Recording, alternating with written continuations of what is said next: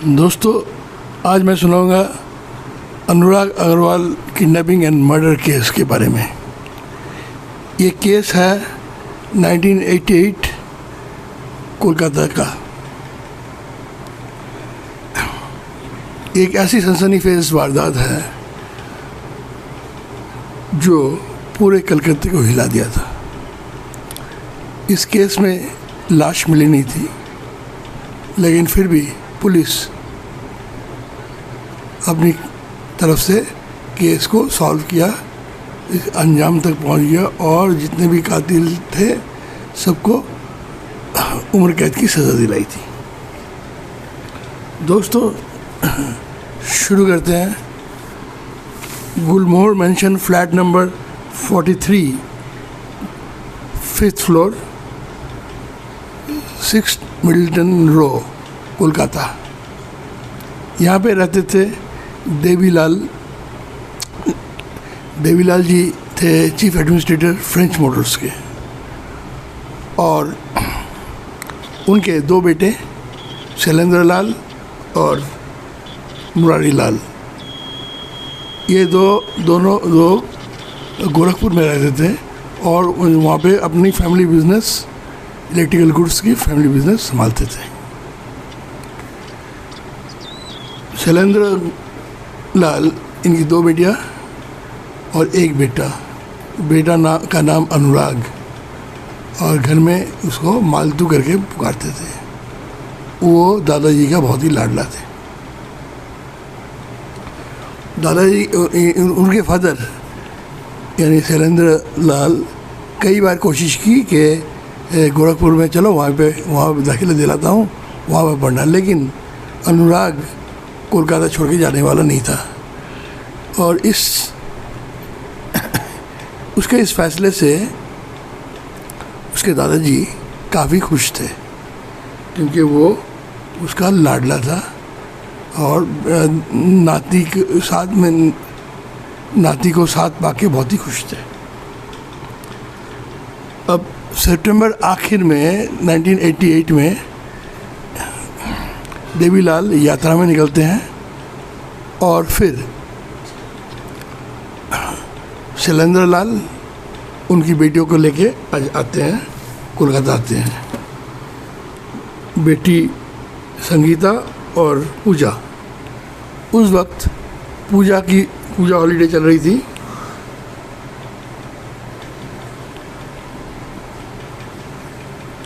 और अनुराग अपने दोस्तों के साथ हर रोज़ बाहर निकलता था, कभी विक्टोरिया, कभी ज़ू, कभी म्यूज़ियम, कभी वो तो ईडन गार्डन्स, इधर उधर घूमा करते थे दोस्तों के साथ। अब अनुराग जो क्लास 6th का स्टूडेंट था, जूलियन डे एल्गिन रोड का स्टूडेंट था, 14 साल उसकी उम्र। तो वो करीब 1 बजे निकलता था और शाम को अंधेरा होने से पहले लौट आता था। अब 12 अक्टूबर 1988 को वो उसी तरह निकला, लेकिन शाम को लौटा नहीं। रात हो गई, फिर भी जब नहीं लौटा तो उसके फादर ने हर जगह फ़ोन लगाया, दोस्तों को, रिलेटिव्स, रिश्तेदार को, हर जगह फ़ोन लगाया, लेकिन अनुराग का पता नहीं लगा। फिर जैसे अगले दिन, जैसे 13 तारीख को, जैसे उसके दादाजी फ़ोन करते हैं, हर रोज़ फ़ोन किया करते थे जहाँ भी होते थे, तो उनको मालूम पड़ी हादसा की बात। तो उन्होंने कहा कि तुम फ़ौरन पुलिस में रिपोर्ट दर्ज कराओ, फ़ोटो समेत। तो पुलिस में 13 अक्टूबर 1988 को गुमशुदगी की रिपोर्ट दर्ज करते हैं। और फिर सब पुलिस अपनी तरफ से तफ्तीश शुरू करती है। पुलिस का तफ्तीश मतलब कोई एक्सीडेंट केस है या नहीं, अस्पतालों में पूछना, यही पुलिस की तो पुलिस जो मिसिंग डायरी के केस में जो पुलिस करती है। फिर घर में, पूरे घर में रिश्तेदार और कलीग सब भरे पड़े थे। तो 14 तारीख को तब एक फ़ोन कॉल आया कि आपका बेटा हमारे पास है, अगर बेटे को चाहते हैं सलामत चाहते हैं, सही सलामत वापस चाहते हैं, तो आपको 1 करोड़ देना पड़ेगा। तब देवीलाल ने से बात की, देवीलाल ने कहा 30,000 अभी निकालो बैंक से और बाकी पैसा दोस्तों से या रिलेटिव से ले लो, उधार लो। फिर घर में जितने भी रिलेटिव और कोलीग सब थे, सबसे मदद की मांगी गई। सब लोग आए 14 तारीख को, और जो जितना पैसा ला सकते थे सब आए, और आखिर में देखा गया कि 80,000 रुपये जमा हो गया। फिर जैसे 15 तारीख को 9 बजे फिर फ़ोन आया किडनैपर का, तो उसने कहा कि पैसा का इंतज़ाम हुआ। तब मैं गुप्ता बोल रहा हूँ। तब शैलेंद्र ने कहा कि हाँ हो गया है 80,000 रुपये, बाकी पैसा हम वापस लौटाएंगे। उसने कहा ठीक है, पैसा रख लो, हम बताएंगे कहाँ पे पैसा लेके आना है और कब लाना है। फिर बाद में एक फ़ोन आया कि आप हाजरा मोड़ पे आ जाइए, वहाँ पे गाड़ी में आइए और पैसे को एक पैकेट में बांध के लाइए, ब्राउन पेपर में और लाल फीते से बांध के, और जो जाएगा आदमी जाएगा उसको गाड़ी के बाहर खड़े होने बोलिए ताकि सबको नज़र में आए पैकेट लाल फीते वाला। और फिर मेरा आदमी आएगा। तो उसने कहा कि बेटे से बात कराओ। कहता नहीं, उसको नींद की गोली दी गई है, वो सो रहा है।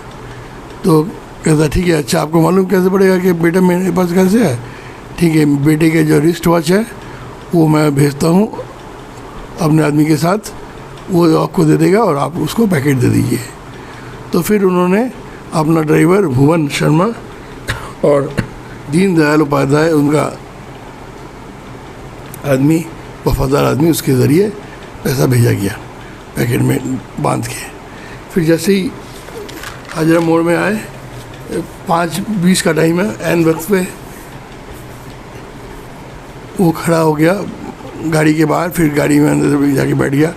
फिर एक लड़का आया, 10 साल के करीब 10 साल की उम्र है, गंदी शर्ट, पाँव में नंगे पाँव, और देखने से लगता है कोई ऐसी है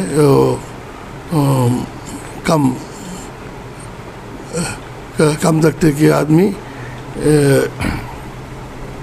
का लड़का। तो वो आया, अपनी जेब से घड़ी निकाली। तब उन्होंने बात की अपने ड्राइवर और ये दीनदयाल उपाध्याय, हाँ ये अनुराग की घड़ी है, मालतू कहता थे, मालतू भैया की घड़ी है। तो जैसे ही घड़ी मिली तो पैकेट दिया, और लड़का जैसे ही आया था भीड़ में, उसी तरह भीड़ में खो गया। फिर वापस लौटते लौटते 7:45 हो गया। तो बहुत खुश थे, चलो पैसा हो गया, अब बेटा आ जाएगा। लेकिन 9 बजे, ये 15 तारीख की बात है, 15 तारीख 9 बजे फिर फ़ोन आया। मैं गुप्ता बोल रहा हूँ, देवीलाल का, हाँ पैसा मिला। कहाँ पैसा? क्या मतलब पैसा? आपका आदमी ने घड़ी दी, हमने उसको दिया, लेकिन वो तो भाग गया, वो तो आया नहीं, वो तो भाग गया, पता नहीं कहाँ। तो ये कैसी बात है? आपने वादा किया था, आप कैसे आप मुकर सकते हैं? कहा नहीं, पैसा लौटाइए, बेटे को चाहते हैं तो सही सलामत चाहते हैं तो पैसा लाइए। तो उनके ऊपर पहाड़ टूट पड़ा। फिर सबने तय किया कि अब तो बताना ही पड़ेगा। पुलिस के पास गए और रिपोर्ट दर्ज की, और 16 तारीख को रिपोर्ट दर्ज की, और case number 631, kidnapping, criminal conspiracy, tampering with evidence, ransom, इसके तहत में केस दर्ज किया गया और पुलिस ने अपनी तफ्तीश चालू की।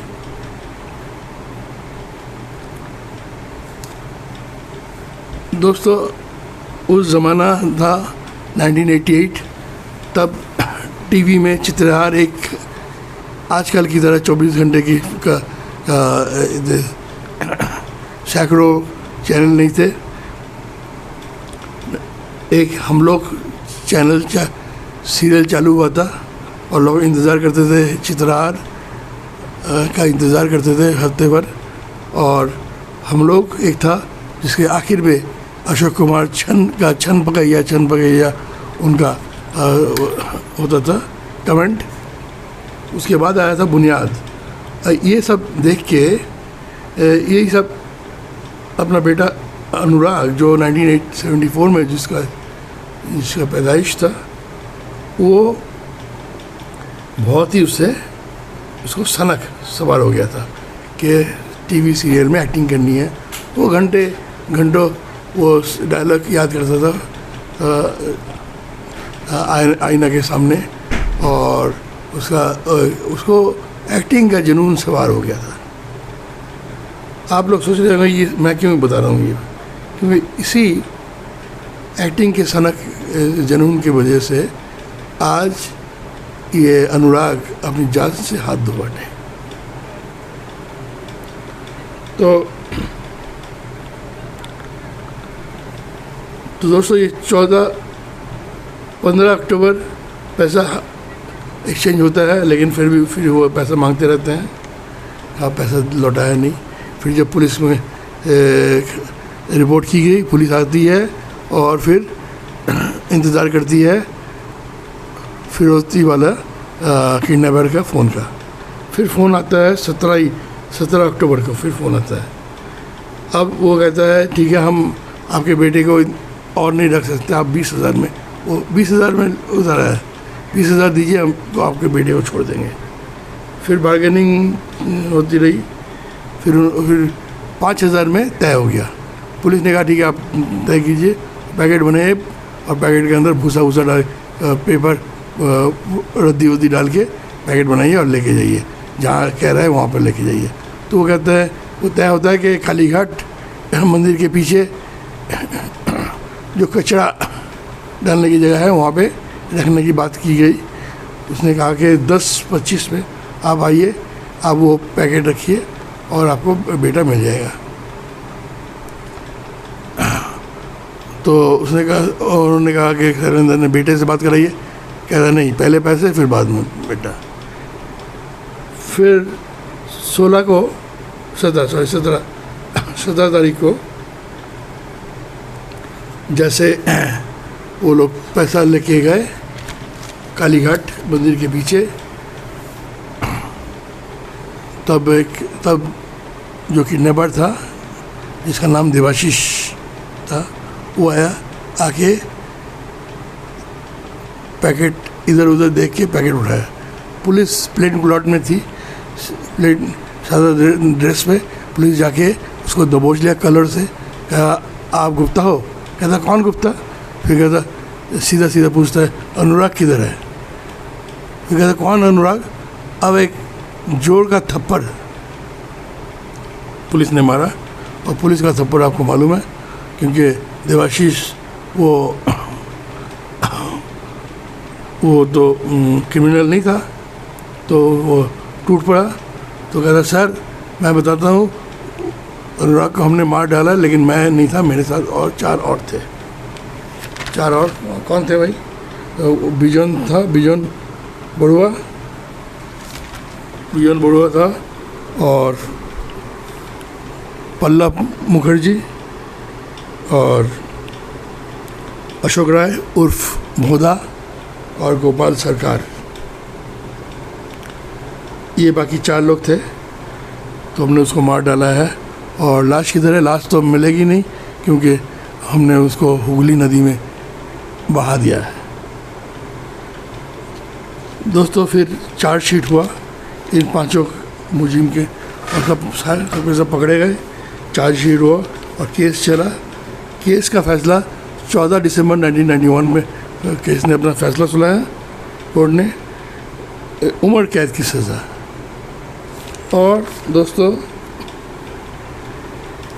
फैसला सुनाते वक्त जज ने कहा था, it reminds us of a story taken from a action thriller. यानी डिटेक्टिव थ्रिलर स्टोरी से पूरी कहानी है। तो ये थी कहानी किडनैपिंग ऑफ अनुराग अग्रवाल की किडनैपिंग एंड मर्डर केस। दोस्तों, अगर आपको ये स्टोरी पसंद है तो ये आप इसको लाइक कीजिए, सब्सक्राइब कीजिए, और थैंक्स फॉर वॉचिंग।